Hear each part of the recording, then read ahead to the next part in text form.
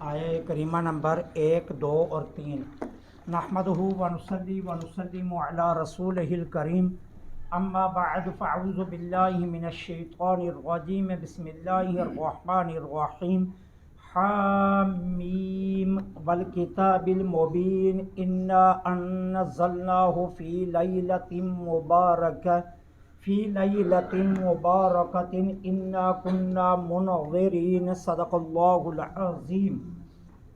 حامیم والکتاب المبین، اس روشن کتاب کی قسم، انا بے شک انزلناہ ہم نے اس کو نازل کیا، فی لیلۃ مبارکہ برکت والی رات میں، انا کنا منذرین بے شک ہم ڈرانے والے ہیں۔ سورہ دخان یہ قرآن کریم کے اندر ترتیب کے اعتبار سے یہ 44ویں نمبر پر ہے، یعنی 44ویں نمبر پر ہے سورہ دخان قرآن کے اندر ترتیب کے اعتبار سے، لیکن آسمان سے نزول کے اعتبار سے اس کا 64واں نمبر ہے۔ نزول کے اعتبار سے اس کا 64واں نمبر ہے، اور قرآن کریم میں ترتیب کے اعتبار سے یہ 44ویں نمبر پر ہے۔ دخان کا معنی ہے دھواں، اور اس سورہ کا نام دخان اس لیے رکھا گیا کہ یہ لفظ اس سورت کے اندر موجود ہے۔ پورے قرآن کریم میں لفظ دخان صرف 2 مرتبہ آیا ہے پورے قرآن میں، ایک اس سورہ پاک میں اور ایک اور جگہ پر۔ اس سورہ پاک کی بڑی عظمت ہے، بڑی فضیلت ہے۔ حدیث پاک میں آتا ہے، سیدنا ابو ہریرہ رضی اللہ تعالیٰ عنہ روایت فرماتے ہیں، جانے جانا مصطفیٰ جانے رحمت پہ لاکھوں سلام صلی اللہ علیہ وسلم نے فرمایا کہ جو شخص صبح اٹھ کر سورہ دخان کی تلاوت کرتا ہے، اللہ کے 70,000 فرشتے اس کے لیے استغفار کرتے ہیں۔ یہ سنن ترمذی شریف کی حدیث پاک ہے، اور یہ صحیح ترین حدیث پاک ہے۔ دوسری حدیث بھی حضرت ابو ہریرہ کی مرویات میں سے ہے۔ سیدنا ابو ہریرہ روایت فرماتے ہیں، میرے اور آپ کے آقا آمینہ کے لال شاہ عرب و عجم صلی اللہ علیہ وسلم نے فرمایا کہ جس نے شب جمعہ سورہ دخان کی تلاوت کی، شب جمعہ سورہ دخان کی تلاوت کی، وہ صبح اس حال میں اٹھے گا کہ اللہ تعالی نے اس کے تمام گناہوں کو معاف کر دیا ہوگا۔ حضرت عبداللہ بن عیسیٰ رضی اللہ تعالی عنہ سے روایت ہے، جانے جانا صلی اللہ علیہ وسلم نے فرمایا کہ جس نے سورہ دخان کی تلاوت شب جمعہ کی، صبح اس حال میں کرے گا کہ وہ بخشا ہوا ہوگا، اور اللہ روز محشر بڑی آنکھوں والی حور کے ساتھ اس کا عقد فرمائے گا۔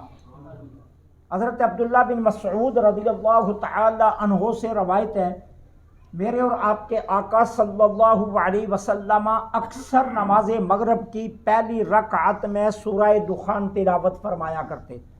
اکثر میرے آقا نماز مغرب کے اندر پہلی رکعت میں سورہ دخان کی تلاوت فرمایا کرتے تھے۔ تو یہ احادیث ہیں جس سے سورہ دخان کی عظمت کا پتہ چلتا ہے۔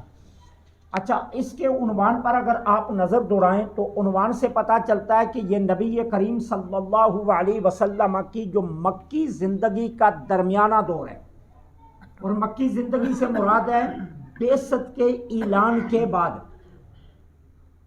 حضور نے اعلان نبوت کے بعد 13 سال مکے میں گزارے۔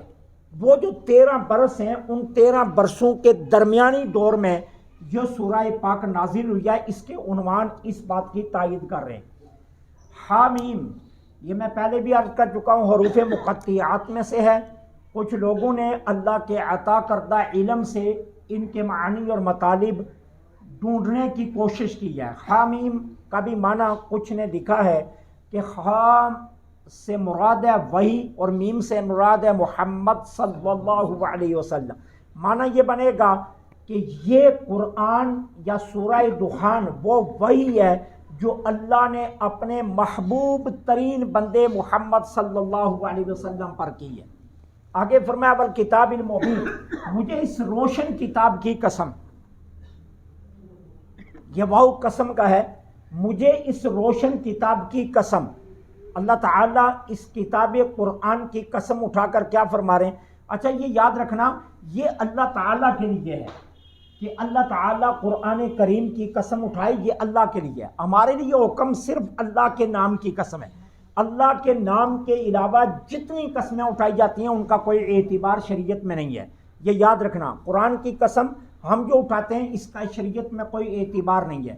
اسی طرح ماں کی قسم، بہن کی قسم، مسجد کی قسم، خانہ کعبے کی قسم، مدینہ کی قسم، فلاں کتاب کی قسم، یہ ساری قسمیں غیر معتبر ہیں۔ اللہ عز و جل کے اسم جلالت کی جو قسم ہے یا اس کی ذات کی قسم یہ معتبر ہے۔ تو حکم یہی ہے کہ اس کی ذات کی قسم کے علاوہ کوئی اور قسم نہ اٹھائی جائے، ٹھیک ہے۔ اچھا یہاں کہا گیا کہ اس کتاب مبین کی قسم، ہم نے اس کو برکت والی رات میں نازل کیا اور ہم ڈرانے والے۔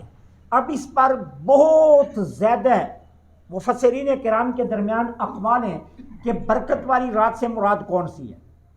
ایک طبقہ مفسرین کرام کا شب برات کی طرف گیا ہے کہ یہاں لیلہ مبارکہ سے مراد شعبان المعظم کی 15ویں شب ہے، اور ایک طبقہ جو ہے وہ جمہور کا وہ گیا ہے کہ اس سے مراد لیلۃ القدر ہے۔ اب سوال یہ ہے کہ جب دونوں طرف مفسرین کرام کے طبقات ہیں تو فیصلہ کس پر ہوگا؟ تو پھر تضاد کو ختم کرنے والوں نے فیصلہ یہ کیا ہے کہ جس طرف احادیث کی کثرت ہوگی اس کا اعتبار مانا جائے گا،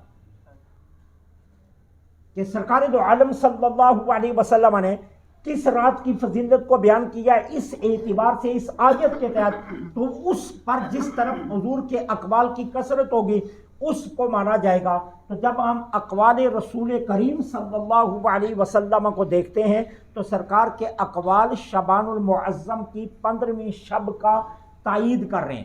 اس اعتبار سے پھر جمہور کا وہ طبقہ درست مانا جائے گا کہ جو اس لیلہ مبارکہ سے مراد شعبان المعظم کی 15ویں شب لیتے ہیں۔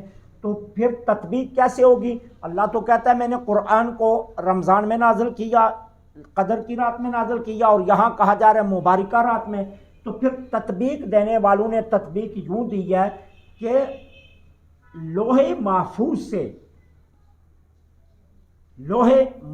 سے آسمان دنیا پر قرآن کا نزول یہ لیلہ مبارکہ میں ہوا ہے، اور آسمان دنیا سے پھر قلب مصطفیٰ پر جو آغاز ہوا ہے وہ آغاز ہوا ہے رمضان المبارک کی 27ویں شب میں، اور تکمیل ہوئی ہے 23 برسوں کے اندر۔ تو پھر تطبیق یہ بنے کہ اس اعتبار سے پھر دونوں راتیں عظمت والی بن جائیں گی۔ تو اللہ فرما رہا ہے ہم نے اس کو لیلہ مبارکہ میں نازل کیا کہ جو اس برکت والی رات میں، اور ہم ہیں ڈرانے والے۔ اب برکت والی رات کی فضیلت کے اقوال جو ہیں وہ انشاءاللہ اگر زندگی نے وفا کی تو کل آپ کی خدمت میں عرض کروں گا۔ اللہ سے دعا ہے اللہ حق کہنے کی